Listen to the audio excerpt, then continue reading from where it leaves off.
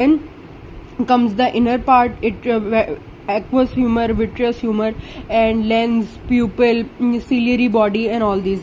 So all the anomalies, all the malfunctioning of this will lead to their pathologies. So from outer to inner, you will have to figure out all the questions what you are supposed to ask. Now let's discuss. The first question will be, is your eye hurts, or is it painful or not? During eye movement you feel pain or not, right? So because of this, certain scenarios can be made. All right. Secondly, is it itchy? Is it watery? Is there any watery discharge? These both suggest conjunctivitis. It can be allergic conjunctivitis, it can be viral conjunctivitis, or any kind of this, right? Next is redness in eyes. Redness in eyes means that you have scleritis. Redness in eyes means that the outer layer is having inflammation, or you can call this scleritis. It can be uveitis, or it can be conjunctivitis, and can be anything. And suppose there is redness in eyes and there is no clinical symptom, there is no sign, no other sign, no halos around the body, in the eyes, no flashes, no floaters, then what it would be?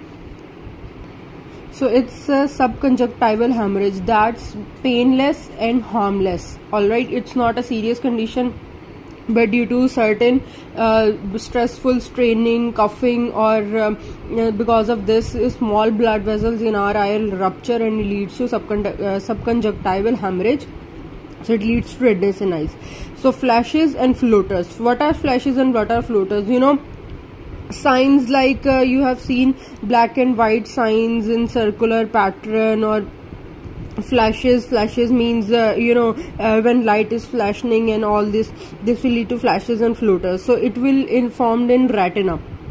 Retina is actually a film on which the images are formed. So when there are flashes and floaters, that means there is retinal detachment. Alright, so there can be anomaly of the retina. Sudden vision loss. Sudden vision loss can be due to retinal detachment, as there will be no film that will be making. And also sudden vision loss can also be due to central retinal arterial occlusion. All these causes are responsible for it. Colored halos around lights. These are halos are actually circle of white light. So in this case there is also retinal detachment, and in this way you can figure out. These all questions are very important to ask in history of eye. Next is vision is cloudy or any curtain falling like this. So this is amaurosis fugax. This condition is called